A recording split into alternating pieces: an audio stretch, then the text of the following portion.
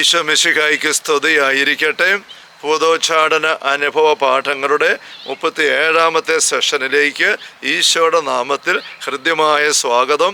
Hallelujah, hallelujah, hallelujah. സ്നേഹമുള്ള സഹോദരങ്ങളെ, കഴിഞ്ഞ സെഷനിൽ ആത്മഹത്യ പോലെയുള്ള ദുർസംഭവങ്ങൾ നടക്കുമ്പോൾ ഒരു വീടിൻ്റെ അന്തരീക്ഷം കെട്ടുപോകുന്നു, തിന്മയ്ക്കായിട്ട് തുറന്നു പോകുന്നു, തിന്മയുടെ ഇടപെടൽ ഉണ്ടാവാം എന്നതിനെക്കുറിച്ച് ഞാൻ നേരത്തെ പങ്കുവച്ച അനുഭവങ്ങൾ, അതിൻ്റെ പാഠമേഖല വചനത്തിൽ നിന്ന് ഞാനൊന്ന് വിശദീകരിക്കുകയായിരുന്നല്ലോ. ഉൽപ്പത്തി 3-ാം അധ്യായത്തിൻ്റെ 17ാമത്തെ വാക്യത്തിൽ ഒറ്റ പാവം ഉണ്ടായപ്പോൾ തന്നെ ദൈവം എങ്ങനെ മണ്ണിനെ നോക്കി നമ്പരത്തോടെ ശപിക്കപ്പെട്ടതായി മാറിയെന്ന് പറയുന്നതായിട്ട്.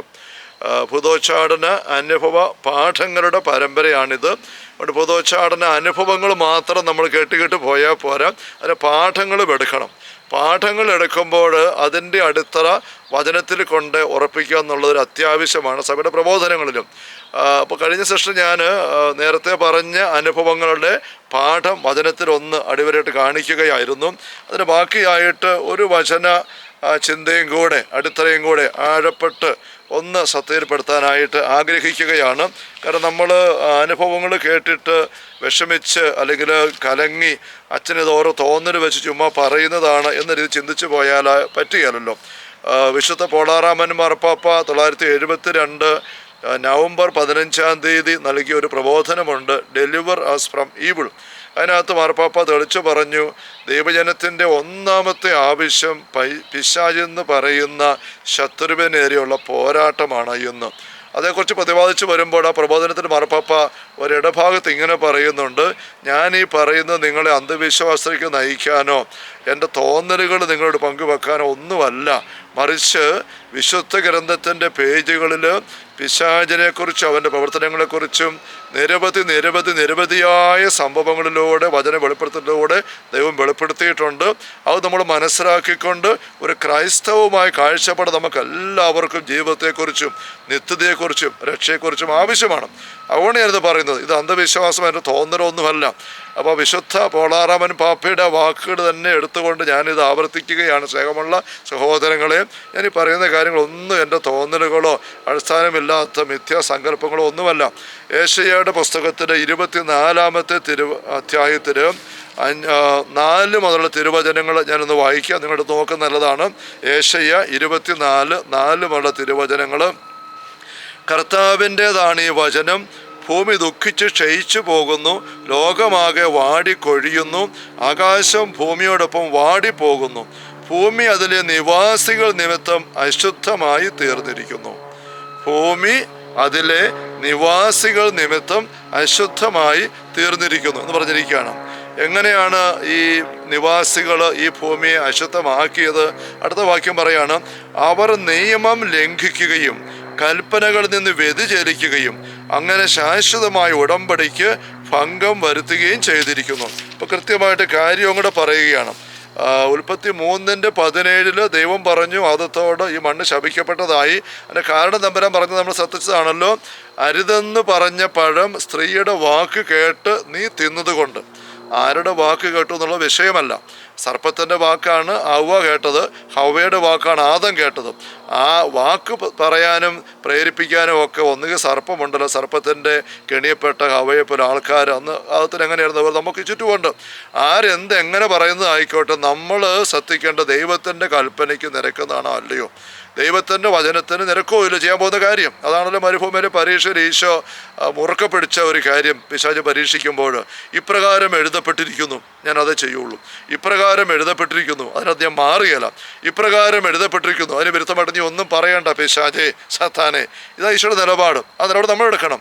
അതിന് പകരം ആരുടെയെങ്കിലും വാക്ക് കേട്ട് ഏതെങ്കിലും പൈസ ഒരു പ്രേരണയ്ക്ക് വശമതരായിട്ട് നമ്മൾ ദൈവത്തിൻ്റെ കൽപ്പന ലംഘിക്കുമ്പം എന്ത് സംഭവിക്കുന്നത്?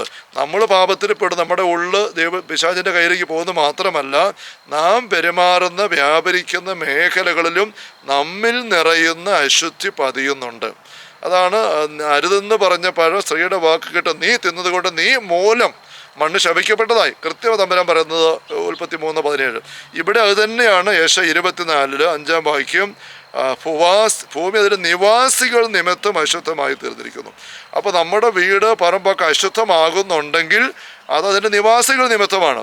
ഇപ്പോഴത്തെ നിവാസികളായ നമ്മൾ, അല്ല നമുക്ക് മുമ്പ് വസിച്ച വ്യക്തികൾ, അതും പോസിബിലിറ്റിയാണ്. നമ്മുടെ മുൻ തലമുറകൾ, കാരണവന്മാർ നമ്മുടെ കയ്യിലുള്ള വീടും പറമ്പുമാണ് എങ്കിലും, നമ്മൾ മേടിച്ച വീടും പറമ്പുമാണെങ്കിലോ നേരത്തെ അവിടെ വസിച്ചിട്ട് പെരുമാറുന്ന വ്യക്തികൾ, സ്നേഹം വളരെ എന്തുമാത്രം അനുഭവങ്ങൾ എൻ്റെ എളിയ ചുരുങ്ങിയ കാലത്തെ ശുശ്രൂഷ ജീവിതത്തിൽ ഈ മേഖലയിൽ ഞാൻ കണ്ടിട്ടുണ്ടെന്ന് ഞാൻ കുറച്ച് പങ്കുവെക്കാൻ വേണ്ടി വരുമ്പോഴും ഇവിടെ വീണ്ടും പറയുകയാണ്, എങ്ങനെയാണ് അവർ നിയമം ലംഘിക്കുകയും കൽപ്പനകളിൽ നിന്ന് വ്യതിചലിക്കുകയും ശാശ്വതമായ ഉടമ്പടിക്ക് പങ്ക് വരുത്തുകയും ചെയ്തിരിക്കുന്നു. അതിനാൽ ശാപം ഭൂമിയെ വിഴുങ്ങുകയും ഭൂവാസികൾ തങ്ങളുടെ അകൃത്യത്തിൻ്റെ ശിക്ഷ അനുഭവിക്കുകയും ചെയ്യുന്നു. അതുകൊണ്ട് ഭൂമിയിലെ നിവാസികൾ ദഹിച്ചു തീരുന്നു, ചുരുക്കം പേര് മാത്രം അവശേഷിക്കുന്നു. കണ്ടോ, ഇവിടെ നിവാസികൾ എങ്ങനെയാണ് കൽപ്പനകളിൽ നിന്ന് വ്യതിചലിച്ചു, ദൈവവുമായി ഉടമ്പടിക്ക് ഭംഗം വരുത്തി, അതിനാൽ ശാപം ഭൂമിയെ വിഴുങ്ങിയിരിക്കുന്നു. 33:17 തമ്പുരാൻ പറഞ്ഞു, നീ മൂലം മണ്ണ് ശപിക്കപ്പെട്ടതായി, ശാപം ഏറ്റു. അത് തന്നെ തമ്പുരാൻ അപ്പം തിരിച്ചറിഞ്ഞു പറഞ്ഞു.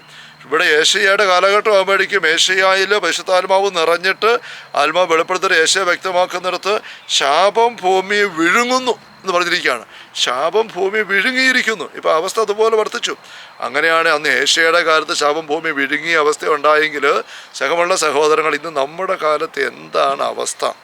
നാം ജീവിക്കുന്ന വീടും പറമ്പും നമ്മുടെ ചുറ്റുമുള്ള പ്രദേശവും അല്ല മണ്ണും ഇതൊക്കെ എന്തുമാത്രം പാപത്തിൻ്റെ, എന്തുമാത്രം തിന്മകളാണ് ഇന്ന് നിരന്തരം ഓരോ വ്യക്തിയുടെ ജീവിതത്തിൽ, കുടുംബത്തിൽ, മീഡിയയിലൂടെ അങ്ങനെ എന്തുമാത്രം കൊലപാതകങ്ങളും തിന്മകളും ഗർഭചിത്രങ്ങളും ആഭിചാര കർമ്മങ്ങളും എല്ലാം.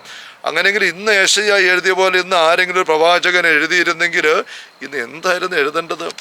നിവാസികൾ ഇതുപോലെ കൽപ്പന ലംഘിച്ചു, ദൈവത്തിൻ്റെ വഴിയിൽ നിന്ന് മാറി. അതുകൊണ്ട് ശാപം ഭൂമിയെ വിഴുങ്ങിയെന്നല്ല, ശാപത്തിൽ ഈ ഭൂതലമാകെ കുതിർന്നിരിക്കുന്നു എന്നാ ബാക്കി പറഞ്ഞെനിക്ക് അറിഞ്ഞുകൂടാം. അതുപോലെ പറയേണ്ടി വന്നേനെ. ഇനി വേറെ കാര്യം ഇവിടെ പറയുകയാണ്, അങ്ങനെ ഭൂമി അങ്ങ് ശാപത്തിൽ കുതിർന്നാൽ ഇപ്പം എന്താ കുഴപ്പം? മണ്ണല്ലേ, കല്ലും മണ്ണും തടിയൊക്കെ അല്ലേ, അവിടെ ശപിക്കപ്പെട്ട് കിടന്നോട്ടെ, നമ്മുടെ കാര്യം നോക്കിയാൽ പോരെ, ഇത് മേടിച്ച് എന്താ വരാൻ വേണമെങ്കിൽ. അങ്ങനെ നോക്കാൻ പറ്റുകയില്ല, നോക്കിയിട്ട് നീങ്ങാൻ പറ്റുകയില്ല. എന്താ ഇവിടെ അടുത്ത ഭാഗം പറയുകയാണ്, ഭൂവാസികൾ തങ്ങളുടെ അകൃത്യത്തിന് ശിക്ഷ അനുഭവിക്കുകയും ചെയ്യുന്നു. ആരാ ശിക്ഷിക്കുന്നത്? ദൈവം ശിക്ഷിക്കാൻ വരുന്നുണ്ട്? അല്ലല്ല, ദൈവം ശിക്ഷിക്കാൻ വരുന്നതല്ല. പിന്നെ എന്താണ്? അതുകൊണ്ട് ഭൂമിയിലെ നിവാസികൾ ദഹിച്ചു തീരുന്നു, ചുരുക്കം പേര് മാത്രം അവശേഷിക്കുന്നു.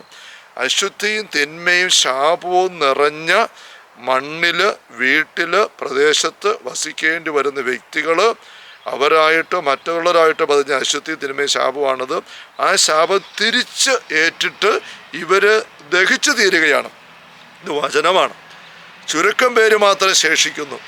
ജീവിക്കാൻ മേലാത്ത പോലെ ജീവിച്ച് ആരോഗ്യത്തോടെയും കരുത്തോടെയും ദൈവിക ചൈതന്യത്തോടെ ജീവിച്ചു പോകാൻ മേലാത്ത അവസ്ഥ ഉണ്ടാവുകയാണ്.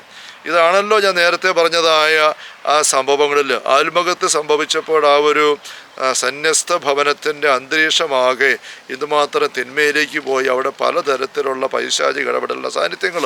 ഒരു വീട്ടിലും അത് തന്നെ, ആ കുഞ്ഞിലൂടെ വെളിപ്പെട്ടതായ അശുദ്ധി അല്ല തിന്മയുടെ പൈശാചിക സാന്നിധ്യത്തിൻ്റെ ഇടപെടലുകൾ.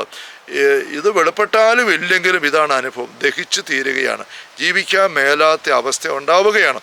അതാണ് പല രീതിയിൽ ഭാര്യയും ഭർത്താവും തമ്മിൽ ഒരു കാരണമില്ലാതെ നിരന്തരം ആവർത്തിച്ചുള്ള വഴക്കുകൾ, വീണ്ടും രോഗങ്ങൾ മാറുന്നില്ലാതെ വീണ്ടും വരുന്ന. എത്ര അധ്വാനിച്ചാലും പണം ഉണ്ടാകുന്ന നിലനിൽക്കുന്നില്ല, ഉപകാരത്തെ കൊള്ളുന്നില്ല. അങ്ങനെ മരണങ്ങൾ പോലും സംഭവിക്കുന്ന കേസുകളിൽ സ്നേഹമുള്ള സഹോദരങ്ങളെ ഞാൻ നേരിട്ട് കണ്ടിട്ടുണ്ട്.